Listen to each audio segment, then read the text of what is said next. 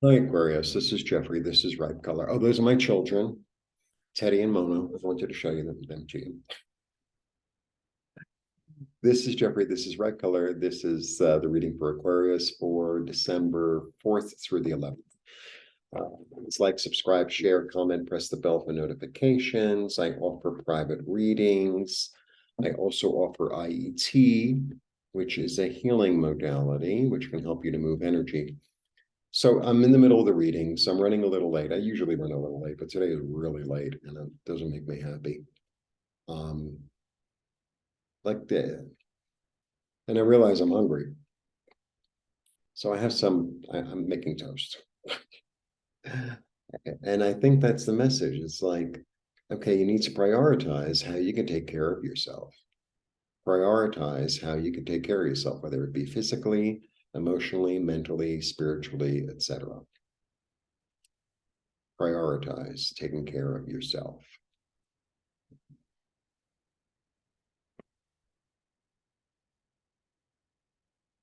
That's your little mini message.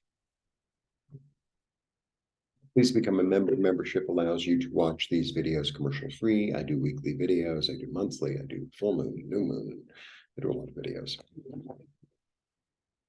All right.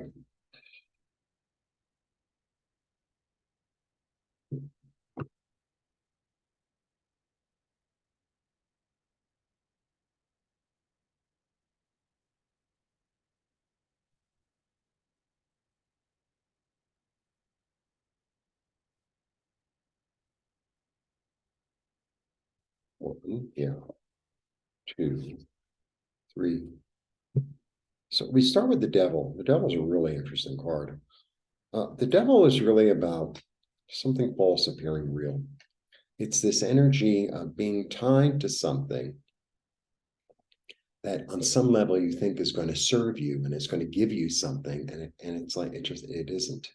It's just this illusion that you've kind of talked yourself into or fell into, right?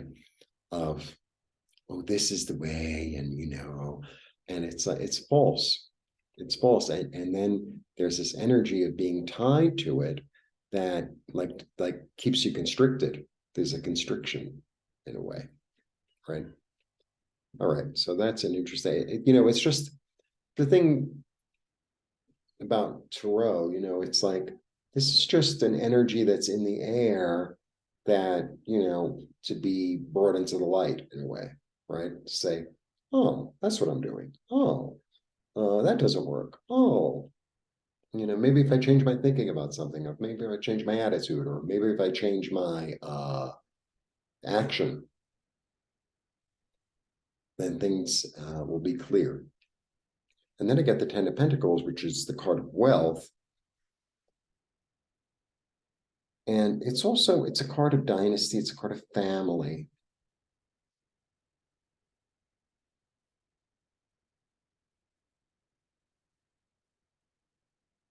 And then I have the Knight of Cups. The Knight of Cups is about healing. It's about gifts being offered. It's about an offer. So,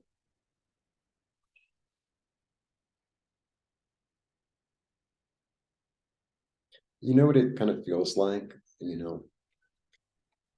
My job is just to interpret, so it's almost like someone makes you this offer. It's like, oh, it's a little bit. And I think you see it. Somebody contacted me on Instagram yesterday. Someone who just started following me. And they're like, oh, I want to offer you a reading. It's like, okay. Like, I don't really know you. I don't know how you found me, but okay. And then, it becomes this like, oh, well, a donation. It's like, if you want to offer me a reading, that's great. And I would have been happy to like offer a reading back, but don't play this like, oh, my guides told me. My guides. I don't need your reading. Block, block, block. Got me? So I feel like be weary and aware of like, I'm going to give you something for free, but you owe me something. Like there's a little bit of that going on. Okay. Yeah. Sit and, it's interesting. This is the wish card. It's also about it being emotionally satisfied. And sometimes it's like something's offered to you. It's like, oh, this sounds so wonderful. And you really need that. It's almost like these people who contact you on Instagram or whatever. Oh, you really need this. This is so important. It's like, I'm satisfied the way I am. I don't really need anything. I'm good. Thanks. Yeah. I'm sitting in my joy. I'm sitting in inspiration. I'm sitting in uh, creativity. And I'm good. I'm good.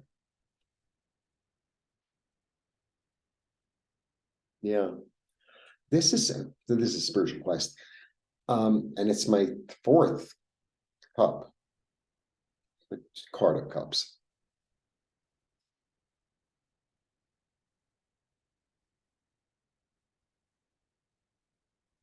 You know what I'm getting from this? So like everyone thinks like, oh well, wealth, having $1 million, $1 trillion is going to make me really happy and satisfied and fulfilled. And then you realize it's like, actually, I'm already satisfied and fulfilled. And the thing that's going to fulfill me is something that's emotional, something that makes me feel better, that makes me feel more whole, that makes me that brings me joy. And that's what I'm going after. Not necessarily what everyone else says is the thing, right? Not necessarily what everyone else says is the thing. So, the neighborhood that I'm living in is a very traditional, poor neighborhood. And, a lot of people are like, oh, well, you need to live here. You need to do this. And it's like, that might be good for you, but it's not good for me. And I know what's good for me, and I'm going to follow what's good for me because I know what's good for me. What's good for you is good for you. What's good for me is good for me. It's a little bit of that going on. A little bit of like, yeah, I know everyone else is wearing that color, but I don't really like that color. And so I'm not going to wear it. Or everybody eats this type of food because this is the food to eat right now, because this is the bad thing. And it's like, that's nice, but it doesn't really appeal to me, so I'm not going to do it. There's a sense of autonomy that I'm getting. There's a sense of like, yeah, I'm going to listen to my own little thing going on. It's led me to good places before, and I think I'm going to continue to follow it because my intuition is super, super duper high, and I know how to love and comfort and be a mother to myself. And there's a lot of intuitive cards come 1, 2, 3, 4, 5 out of the 7. 5 out of the 7. You have to do this because this is,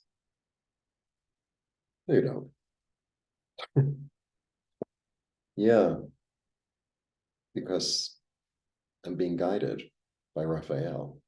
More cups, by the way. I'm being guided by Raphael. I'm being guided by my higher self. I'm being guided and brought into balance and this new sense of inspiration and hope and healing through my own inner guides, through the angels. And that's where I'm going, and that's what I'm following. And the other thing, this is like the steadfast one. I'm going to work on my connection with spirit. And I know it takes work, and it does take work. But I'm determined to build something stronger. Determined to build like a new foundation. It's almost like this decision to like maybe build an altar in your house, right? And building an altar in your house can mean having a physical place in your environment that you honor the God, Godhead, whatever, goddess, nature, yes. Or it could be having a place in here that's your sacred space. that you honor and that you nourish. Doesn't have an altar doesn't have to be an altar. An altar could be an altar. Don't get all, oh well, I don't know where to put it, and I don't really have enough room, and I don't have any money for it. And it's like, okay, it'll work anyway. It'll work anyway. I throw more. This is such an interesting card. So the Tower is really about something from the outside coming in out of nowhere. And it's like, okay, the thing is, like I really had a Tower moment, as a lot of you know, if you're watching me for a while. And what happened through that moment is that I ended up here, and I'm really happy here, and I'm supposed to be here. And it forced me in a lot of ways to really realize that my sense of self and my sense of being a spiritual being, having human experience, it doesn't really have a lot to do with where I am. I mean, it helps, but that's not the be all end all. Oh, well, I have to pray in the temple. I have to live this place. I have to have this job. If you're taking you with you, no, you don't. No, you don't.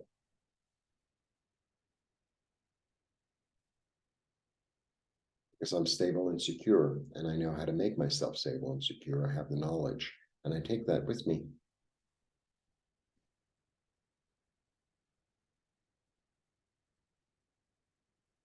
I'm already balanced, and I'm already illuminated, and I'm sitting,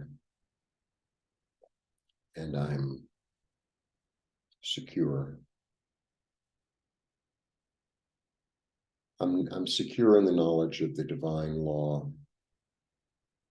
And the divine law states that I am that I am. And I am that I am doesn't mean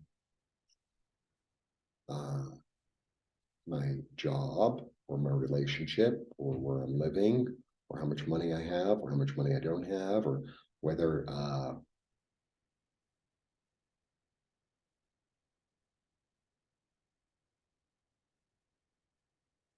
have everything I want or I don't. The divine, the I am that I am is much bigger than that. It's much bigger than that. And it's not tied up in something that's carnal. It's not tied up in the amount of money that I have. It's not, it's tied up in something much, much more eternal, which is this. That's an interesting little reading. There's a similar theme. It seems like there's going to be a lot of outside influences for all of us. And the time really is now to like really, really develop that self-nurturing, self-healing, self-aware relationship with our own light in order to get us through probably these next few months, next few years, where everything is just all over. Like, okay, I could sit back and watch the movie. I don't have to be part of the movie. All right, that's my reading for you for Aquarius. A false path.